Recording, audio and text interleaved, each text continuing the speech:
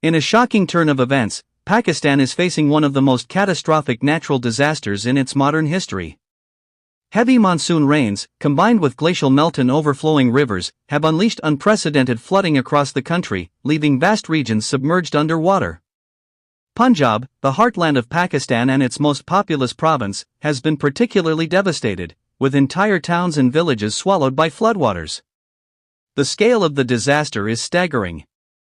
Satellite images show large parts of Punjab looking like an inland sea, with highways, railway tracks, and farmlands disappearing beneath the waves.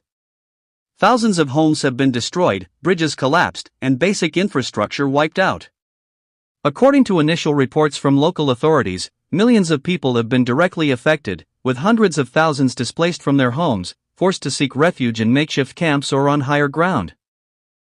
The Indus and Chenab rivers, already swollen from weeks of rain, have breached their banks at multiple points, unleashing torrents that swept away entire communities in a matter of hours. Farmers, who depend on Punjab's fertile land for their livelihoods, have seen crops of wheat, rice, and cotton completely destroyed. Livestock losses are also massive, further worsening the economic burden. Experts warn that the damage to Pakistan's agriculture sector, the backbone of its economy, will take years to recover. Rescue operations are underway, but the sheer scale of the flooding has overwhelmed local authorities.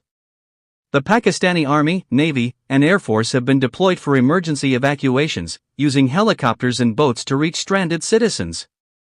In many areas, however, the water levels are too high for ground rescue teams to operate effectively, leaving thousands cut off without food, clean water, or medical supplies.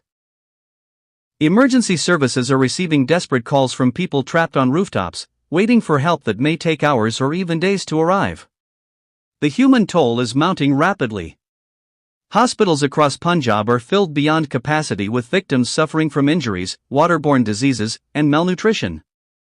Aid workers are warning of an impending health crisis as stagnant water becomes a breeding ground for dengue, malaria, and cholera.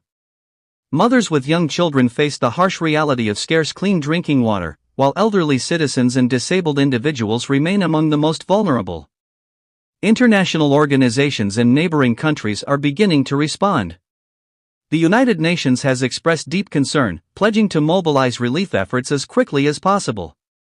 Humanitarian agencies are calling this disaster a climate catastrophe of historic proportions. Many are pointing to the increasing severity of monsoon rains and rising temperatures as evidence of how climate change is hitting South Asia harder than ever before. The Pakistani government has declared a state of emergency across Punjab and other affected provinces. Prime ministerial officials, in televised statements, described the situation as a national tragedy, calling on international allies for urgent assistance. Financial relief packages have been announced, but experts warn that Pakistan's already struggling economy, burdened by inflation and foreign debt, faces even greater strain in the wake of this disaster. Local voices paint a grim picture of survival.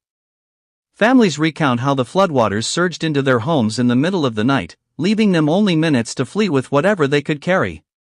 Villagers describe climbing onto rooftops as water levels rose chest-high, watching helplessly as livestock, possessions, and even neighbors were swept away. Heartbreaking images of children clutching onto parents while wading through chest-deep waters have gone viral on social media, sparking widespread outrage and calls for immediate government action. Infrastructure damage is another major concern. Roads connecting major cities like Lahore, Multan, and Faisalabad to rural districts have been washed away, cutting off essential supply lines. Power outages across Punjab have plunged vast areas into darkness, while mobile networks have collapsed in flood-hit zones, making communication extremely difficult. Authorities warn that rebuilding could take years, and billions of dollars in aid will be required to restore even basic infrastructure. The economic fallout is expected to ripple far beyond Punjab. With crops destroyed and supply chains disrupted, Pakistan faces looming food shortages and rising prices in the months ahead. Experts also fear long-term damage to soil fertility, which may make future harvests less productive. Pakistan's textile industry, heavily dependent on cotton from Punjab, may also suffer significant setbacks, threatening jobs and exports. International climate experts are already drawing connections between this flood and global warming. Pakistan has been labeled one of the most climate-vulnerable nations in the world, despite contributing less than 1% to global carbon emissions. Rising global temperatures are accelerating glacial melt in the Himalayas, which feed into Pakistan's rivers, while erratic weather patterns intensify monsoon rains. Combined, these factors have made the country increasingly susceptible to devastating floods. Amid the devastation, stories of resilience are also emerging. Volunteers across Pakistan are mobilizing to provide food, clothing, and shelter to displaced families. Social media campaigns are raising funds and coordinating relief supplies. Religious and community organizations have opened mosques, schools, and public halls as temporary shelters. The Pakistani diaspora, particularly in the Middle East, Europe, and North America, is sending financial support and pushing international agencies to act faster. Yet, the question remains, is Pakistan truly prepared for disasters of this magnitude? Experts argue that better flood management systems, stronger infrastructure, and early warning mechanisms could have reduced the extent of damage. They stress that Pakistan must now invest in climate adaptation, such as dams, embankments, and water storage systems, before future disasters cause even more destruction. As floodwaters continue to rise in some areas, the suffering of millions of Pakistanis is a stark reminder of the urgent need for global action on climate change. For now, the priority remains saving lives, providing emergency relief, and preventing a worsening humanitarian crisis. But in the long term, Pakistan's leaders face the challenge of rebuilding not just homes and roads, but the hope and trust of a nation repeatedly struck by climate disasters. This is not the first time Pakistan has faced such tragedy, but by all accounts, this is among the worst floods in its history.